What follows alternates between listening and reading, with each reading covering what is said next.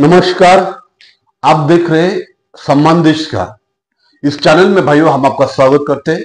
भाइयों आपकी सपोर्ट की जरूरत है। प्लीज हमारे चैनल को आप सब्सक्राइब करना और चैनल को लाइक करना, शेयर करना और दबा के सब्सक्राइब करना और हर जगह शेयर करना। ये वीडियो भाइयों जो वीडियो देखता है उसको ये लगता है कि हम वीडियो शेयर करना चाहिए, तो हर जगह वीडियो शेयर कर दो।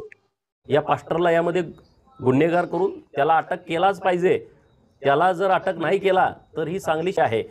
मला धनगर समाजातल्या लोकांना आव्हान करायचं आहे, जिथं जिथं कुठं अशा पद्धतीचं प्रकरण झालेत त्या लोकांना ठोकून काढा। तुम्ही रिझर्वेशन घेता एनटीचं, नोकऱ्या घेता एनटीच्या रिझर्वेशनमधून आणि तिकडं तुम्ही धर्मांतरण केलं म्हणून सांगता।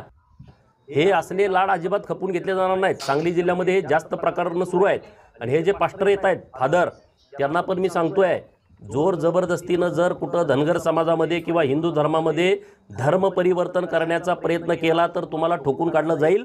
तुमची गाठ गोपीचंद पडळकरची आहे। मला पूर्ण वेळ आता हेच काम आहे, मी दुसरं काम बघत नाही।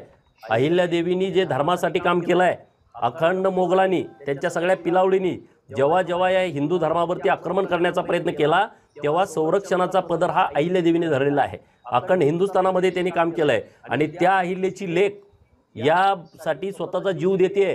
तर ऋतुजानं दिलेला जीव, तिचं जे धर्मांतरणात, आणि म्हणून आम्ही आता सर्वांनी ठरवलंय महाराष्ट्र सरकारनं एक धर्मांतर विरोधी कायदा तयार केला पाहिजे आणि जोपर्यंत हा कायदा होत नाही तोपर्यंत नारी ही शक्तीची देवता आहे।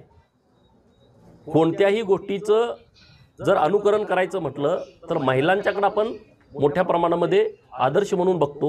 म्हणून शक्ती ऋतुजा या बॅनरखाली, शक्ती ऋतुजा या बॅनरखाली महाराष्ट्रभर मोर्चे होतील आणि त्यातला पहिला मोर्चा, कॅन्डल मोर्चा हा सांगलीमध्ये 17 तारखेला सायंकाळी आम्ही करणार आहोत आणि त्या मोर्चाची मागणी एकच आहे की या महाराष्ट्रामध्ये धर्मांतरण विरोधी कायदा करा, नंबर 1। नंबर 2, ऋतुजा आणि ऋतुजीच्या पोटातलं बाळ म्हणजे 2 जीव गेलेले आहेत। ही आत्महत्या नाही, हा मर्डर आहे। हा जो पास्टर आहे त्या घरातला तिचा नवरा असेल, तिची सासू असेल, तिचे सासरे असतील किंवा अन्य नातेवाईक तपासामध्ये पुढे येतील, ह्यांनी घडवून आणलेला हा दुहेरी खून आहे आणि म्हणून यांच्यावरती कडक कलम लावली पाहिजेत। हुंड्याचं मागणी त्यांनी केलेली होती, त्याचं कलम लावलं पाहिजे। या पास्टरला यामध्ये गुन्हेगार करून त्याला अटक केलाच पाहिजे। त्याला जर अटक नाही केला तर ही चांगली शांत राहू देणार नाही आम्ही। हा अत्यंत महत्त्वाचा विषय आहे। मला धनगर समाजातल्या लोकांना आव्हान करायचं आहे, जिथं जिथं कुठं अशा पद्धतीचं प्रकरण झालेत त्या लोकांना ठोकून काढा। तुम्ही रिझर्वेशन घेता एनटीचं, नोकऱ्या घेता एनटीच्या रिझर्वेशनमधून आणि तिकडं तुम्ही धर्मांतरण केलं म्हणून सांगता। हे असले लाड अजिबात खपून घेतले जाणार नाहीत। सांगली जिल्ह्यामध्ये हे जास्त प्रकरणं सुरू आहेत आणि हे जे पास्टर येत आहेत फादर, त्यांना पण मी सांगतोय, जोर जबरदस्तीनं जर कुठं धनगर समाजामध्ये किंवा हिंदू धर्मामध्ये धर्म परिवर्तन करण्याचा प्रयत्न केला तर तुम्हाला ठोकून काढलं जाईल। तुमची गाठ गोपीचंद पडळकरची आहे। मला पूर्ण वेळ आता हेच काम आहे, मी दुसरं काम बघत नाही।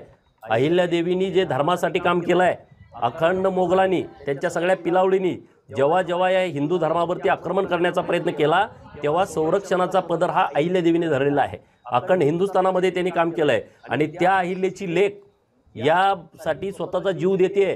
तर ऋतुजानं दिलेला जीव, तिचं जे धर्मांतरणाच्या विरोधामध्ये जे काम होतं ते आम्ही वाया जाऊ देणार नाही।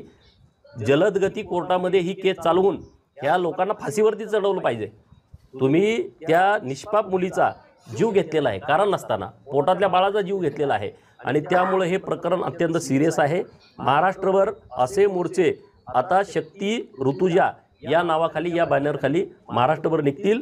जोपर्यंत धर्मांतरण विरोधी कायदा होणार नाही तोपर्यंत आम्ही सगळे शांत बसणार नाही। राज्याचे मुख्यमंत्री, माननीय मुख्यमंत्री महोदय अत्यंत या सगळ्या विषयामध्ये सकारात्मक आहेत। धर्मांतरण विरोधी कायदा, लव्ह जिहादचा कायदा आणण्याच्या विचारात आहेत।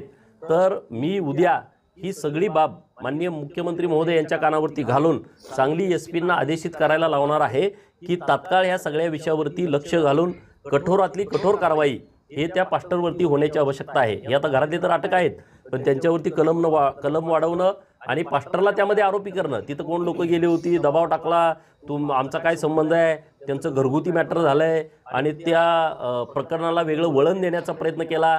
त्या नवऱ्याचं कुठंतरी बाहेर काहीतरी बाह्य संबंध आहेत, त्यातून हे प्रकरण झालंय असं चुकीचं करण्याचा प्रयत्न केला गेला तर हे असलं अजिबात होणार नाही, याची काळजी माननीय मुख्यमंत्री महोदयांच्याकडून आम्ही घ्यायला.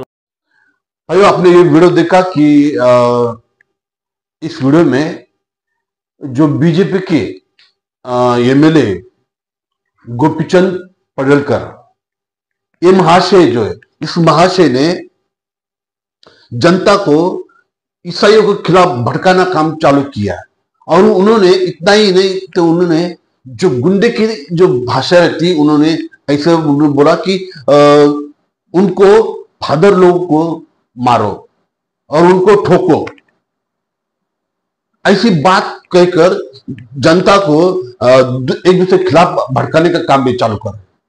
ये महाशय ने जिस धर्मगुरु को मारने की बोला, जो क्रिश्चियन जो फादर है और उनके फादर को ठोकने की बोला, कोई किसी के धर्म के धर्मगुरु पर हाथ भी उठाया।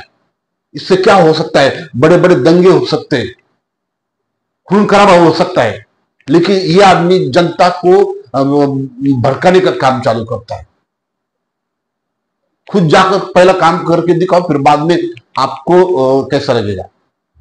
किसी के